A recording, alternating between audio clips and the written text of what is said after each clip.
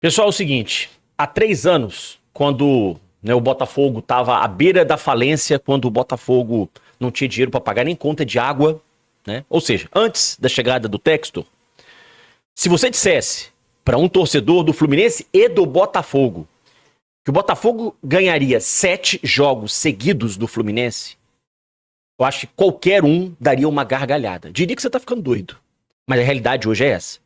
São 7 derrotas em 7 jogos. Não dá pra normalizar uma coisa dessa. Eu não me lembro, com quase 49 anos de idade, eu não me lembro de um retrospecto tão ruim, não me lembro de uma sequência de derrotas tão grande pra um rival como essa atual. São 7 derrotas em 7 jogos. Isso é uma vergonha. É uma vergonha. E normalizar isso é mais vergonhoso ainda. O Fluminense entrou em campo ontem com um time que, teoricamente, seria o seu time principal, sem Paulo Henrique Ganso, naturalmente, que está se recuperando da miocardite. O Fluminense voltou das férias alguns dias antes do Botafogo. O Fluminense já tinha colocado em campo, nos últimos 3 jogos, nos últimos 2 jogos, os titulares mesclado com os reservas, para dar ritmo para esses atletas, para que ontem eles pudessem apresentar um futebol minimamente aceitável. Mas quem jogou com intensidade, quem jogou com velocidade, quem realmente jogou uma partida de futebol, foi o adversário, que voltou de férias depois, que saiu de férias depois, que ontem estava no seu primeiro jogo com os titulares na temporada. E o Fluminense, que terminou o ano de 2024 se livrando do rebaixamento na última rodada, começa 2025 de forma extremamente preocupante. Não estamos falando de um mau início na Libertadores, não estamos falando de um mau início no Campeonato Brasileiro, numa sequência duríssima contra adversários difíceis. Não, gente. Estamos falando do Campeonato Carioca, onde o Fluminense enfrentou Portuguesa, Madureira, Sampaio Correia, Volta Redonda e fez um clássico contra o Botafogo. Em 6 jogos, são apenas 6 pontos. E lá no início do ano, quando a gente foi vendo as contratações do Fluminense, muita gente alertou.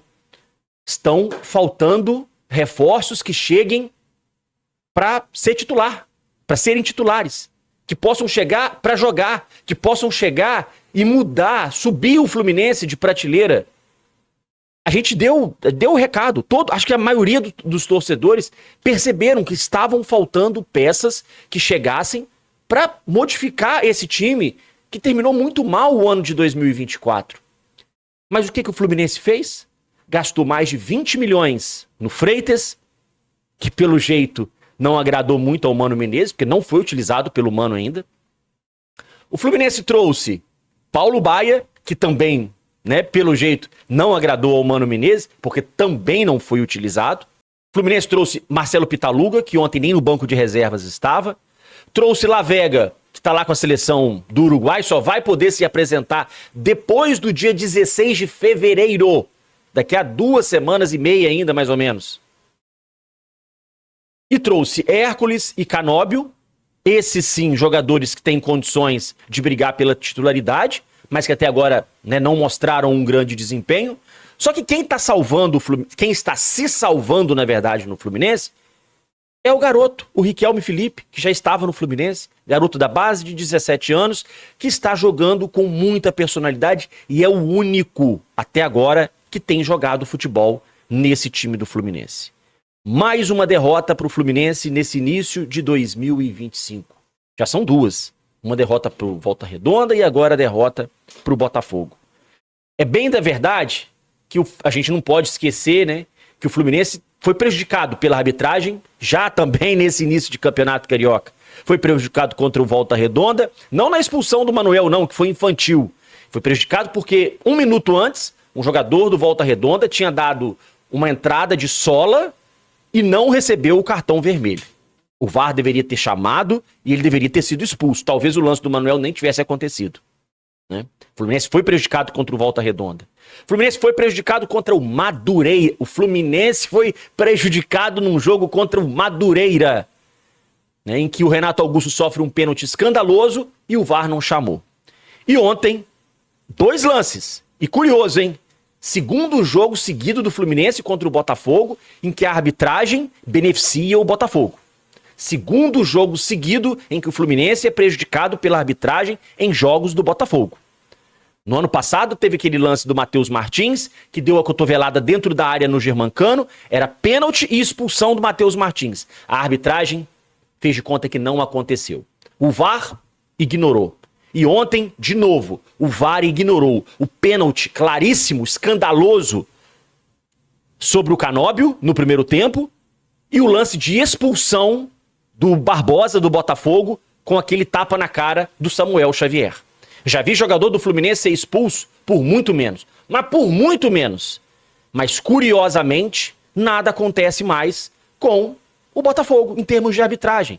Depois que o dono da SAF do Botafogo foi para a imprensa, fez escândalo, abriram CPI e fez todo aquele carnaval, que até onde eu sei não deu em nada, né?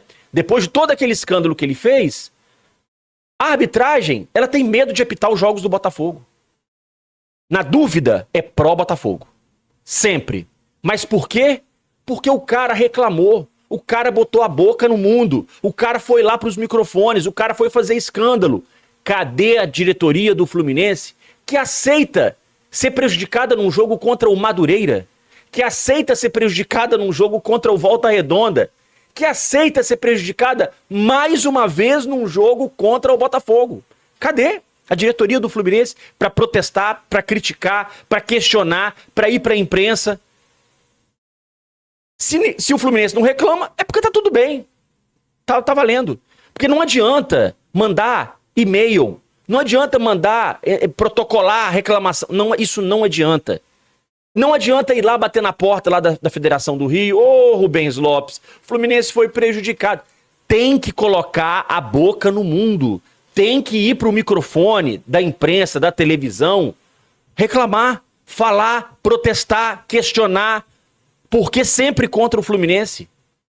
Por que sempre contra o Fluminense? É inacreditável a facilidade que a arbitragem tem para prejudicar o Fluminense. Eles não pensam 2 vezes antes de dar um pênalti contra o Fluminense. Eles não pensam 2 vezes antes de dar um cartão vermelho pro Fluminense. Não pensam. Agora, quando é o contrário, nada acontece. O VAR não faz nada, o árbitro faz conta que não viu, ou, né, não sei. E nada acontece. E nada acontece. Isso é todo jogo. Isso é todo jogo. Isso é recorrente. Isso é recorrente. Seja no Campeonato Brasileiro, seja no Campeonato Carioca, seja na Copa do Brasil. E nada acontece. Você não vê a diretoria do Fluminense reclamar de nada. Mandar e-mail para a CBF, mandar e-mail para a Federação do Rio, não adianta. Não adianta. A gente pode lembrar aí, ó, há muitos anos atrás, da fala do Fred, acho que há 10 anos atrás, 9 anos atrás. Acaba, Carioca, acaba. O Fluminense tinha acabado de ser prejudicado num Fla-Flu, né, onde o Fred foi expulso. Depois dele, o Fred sofreu uma falta. E o Fred foi expulso no lance. Mas, arbitragem à parte, a gente não pode tapar o sol com a peneira. O Fluminense, mais uma vez, não jogou rigorosamente nada. Nada. O mês de janeiro vai acabar, o de fevereiro vai começar, e o Fluminense ainda não jogou nada. Não mostrou um mínimo de futebol, nem lampejo de futebol. Tirando Fábio, que segue salvando o Fluminense, John Arias e o menino, o Riquelme Felipe, o Fluminense não é nada nesse início de ano. E é muito, muito, muito preocupante. Rodrigo, o Fluminense pode evoluir nos próximos jogos? Pode. Mas jogando com essa apatia que o Fluminense joga, que é uma apatia que já vem de algum tempo. Desde o início do ano passado, o Fluminense já mostra essa apatia. E qual que é o prêmio para a apatia? Renovações de contrato. Com o Thiago Santos, com o Samuel Xavier, com essa turma que tá aí. Eu não ouvi ontem falar o nome do Samuel Xavier. Não, a não ser na hora que ele tomou o tapa na cara do Barbosa. Fora isso, eu não ouvi falar o nome do Samuel Xavier. Thiago Santos cometeu um pênalti ridículo infantil, absurdo.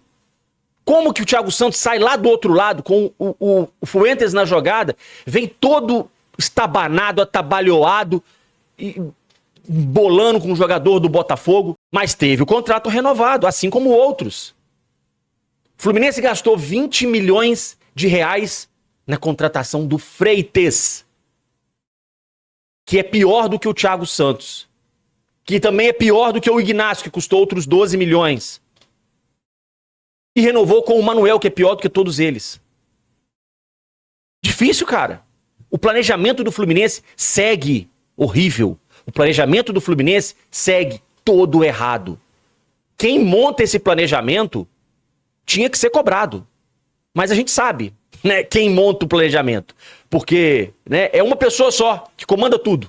No fim das contas, é tudo centralizado e é essa pessoa que dá todas as ordens. E a gente sabe quem é, né? E o Fluminense segue fazendo o papel de bobo no futebol brasileiro. E o torcedor segue passando vergonha, segue passando estresse, segue passando, né, nervosismo com esse time. Com esse time. Classificação, gente, para a semifinal do Campeonato Carioca, ela está extremamente ameaçada. Hoje é difícil você dizer que o Fluminense vai conseguir a classificação. Eu diria para vocês que é só um milagre. Tem que ganhar os últimos 5 jogos. Significa ganhar do Boa Vista, do Vasco, do Flamengo, do Nova Iguaçu e do Bangu. Até agora o Fluminense só ganhou da Portuguesa. E olhe lá.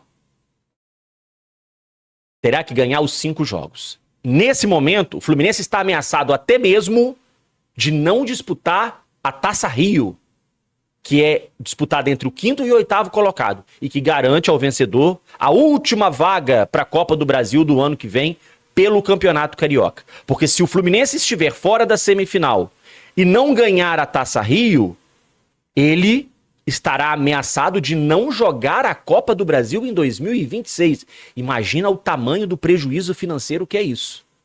E aí, para jogar a Copa do Brasil do ano que vem, o Fluminense terá que se classificar para a Libertadores no Campeonato Brasileiro deste ano. Mas jogando esse futebol e com esse time, vai ser difícil. Vai ser difícil. Vai ser outro ano complicado. Eu vou mostrar para vocês um depoimento do Felipe Barros, que é jornalista e também especialista em análise de desempenho, sobre a necessidade do Fluminense de contratar reforços. Porque a gente fica falando aqui, o Fluminense precisa de reforço, o Fluminense precisa de reforço, né? Mas é bom ouvir outra pessoa, é bom saber a opinião de outra pessoa. Olha aqui, gente. Primeiro gol do Botafogo mostrou 2 fragilidades atuais do Fluminense, a meu ver. Desorganização coletiva para subir a marcação. Em tese, o atual elenco tricolor foi montado para ter jogadores capazes de subir a linha e pressionar o portador da bola. Porém, se esse salto ocorre de maneira desorganizada, você cria um buraco no meio-campo e deixa uma linha de defesa, com 35 anos ou mais, exposta a um passe em profundidade. E foi exatamente assim que aconteceu o primeiro gol do Botafogo. O Fluminense, né, foi pego de calça curta. Outro ponto é o tal volante que o clube precisa buscar.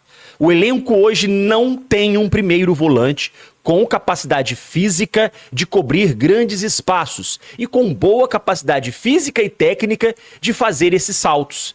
É importante, já que o modelo será esse: ter um meio-campista que corra bem para cobrir os lados do campo e consiga ter uma capacidade de antecipação frontal. É o que a gente tem falado e pedido aqui.